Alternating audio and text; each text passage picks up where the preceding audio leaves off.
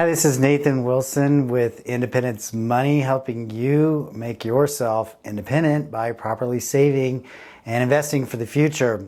Quick disclosure, this is not individual investment advice. I'm not giving recommendations to buy or sell anything or advise you because I don't know who you are and what your situation is. However, I am going to give you some tips and tricks on things to consider with portfolio investing. Obviously, first thing out of the gate is invest. It's still boggles my mind. Maybe it's part of my upbringing. My dad was very financially astute, mostly self-learned, self-taught, and he just ingrained into me like, hey, look, you're going to need money now, you're going to need money later. Save, invest. It's just part of how I was raised. A lot of people weren't. It's just consume everything you have, like there's no rainy days and there's no tomorrow. So let's start with that. The second thing is be intentional about it. I've talked to payroll companies, I've talked to 401k providers throughout the years, and I get the same verbiage from them that people are, when they get a new job, there's a lot of forms to fill out. There's an employee handbook, there's payroll, direct deposit information, rules, regulations, compliance, etc. Yeah, it's notable. Everybody wants to get in the seat and start applying themselves, and so they just kind of randomly check some boxes on even if they're contributing to the company's 401k or 403b plan.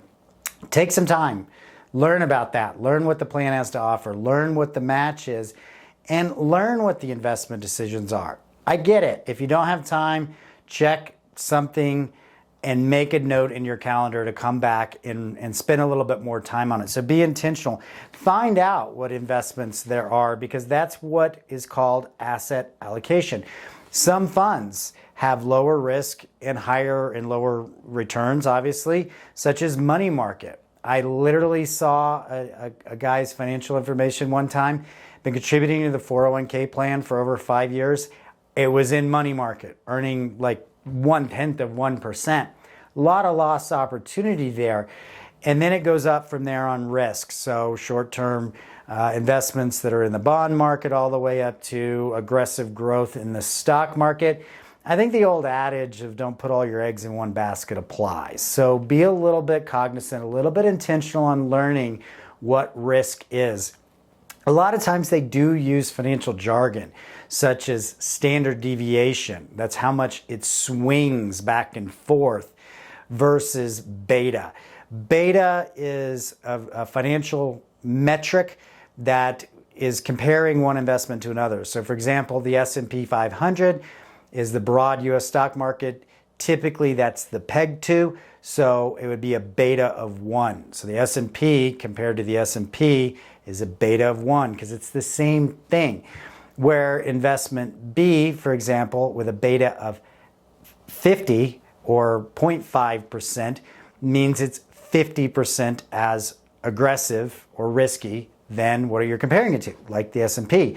Whereas a beta of 2 means it's twice as aggressive or twice as risky as the compared group, such as the S&P. So spread that stuff around, and that's generally a good starting point, is just do a little allocations everywhere. Don't put all the eggs in one basket. From there, there's different choices. I call them packaged products, meaning they're a basket of things. Those could be mutual funds or exchange traded funds. They have nuances.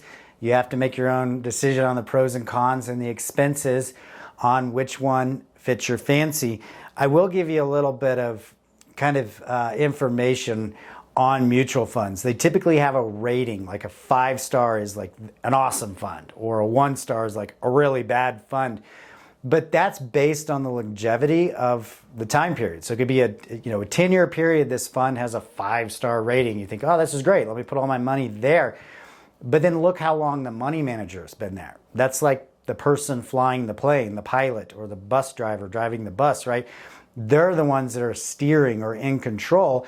If that money manager has been at the fund for a year, what good does it to say this has a 10-year 5-star rating when the person that got that may have been there for 9 years and left, and the new person is there for a 1.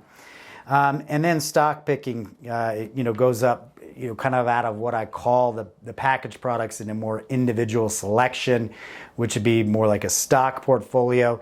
This takes a lot more of your due diligence. Oftentimes people work with professionals that have the time, experience, or aptitude to evaluate stocks.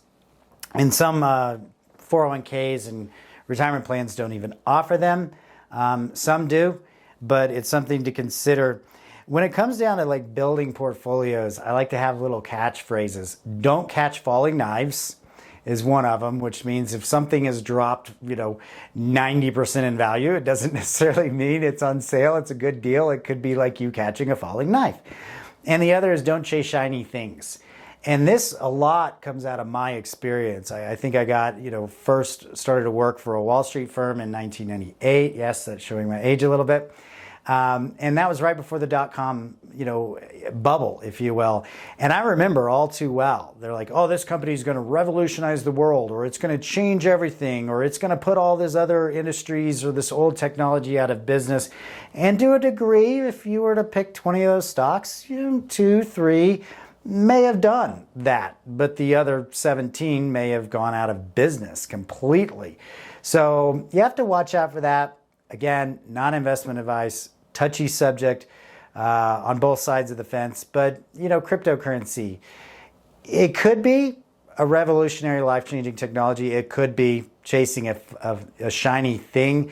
My concern there is it really been, properly disclosed? Are their numbers correct? Are there third-party verification of those numbers, or is it all coming from, a biased source?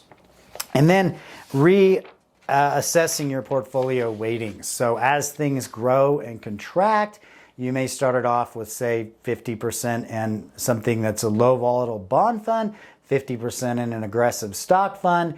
The market's done really, really well, let's say, and now it's 30% in the bonds, 70% in the stocks, and you're out of your original balance. Is that good? Do you want to leave it? Personal choice, depending on your risk, how far away you are from retirement, and things of that nature. But that brings us down to the fourth and final point, which is rebalancing. You can do your own due diligence on whether rebalancing adds value.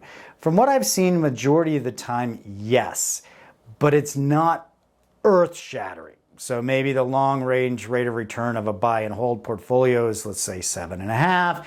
Maybe a rebalanced portfolio is 7.75. Not that big of a difference, but that's when you're only looking at return. What really changes with rebalancing is risk. Back to that example, 50% stable bonds per se, 50% risky stocks in your 401k. Now it's 30% bonds and 70% stocks. That means if the stock market takes a tumble, it's now affecting a larger percentage of your risk category, in this case 70%. So rebalancing that strategically or systematically brings that risk back into line with where you started. But the other thing it forces you to do is buy low, sell high. So if you have an investment that's gained a bigger percentage of your portfolio, obviously that means that investment has gone up. If you were to rebalance, it's forcing you to take some money off the top, off of the gains, and put it in something that either has less rate of return or sometimes maybe is a little bit out of favor and is a little lower in value. So like say growth has done well, value has done mediocre.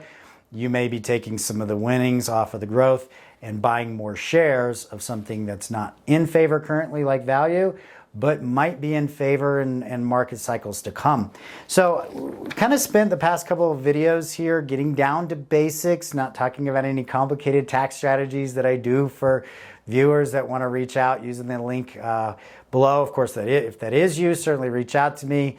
We can always do a complimentary conversation or help you out with any educational topics you want. Hope you enjoyed it. Appreciate any comments or feedback from you, and y'all take care. Thanks.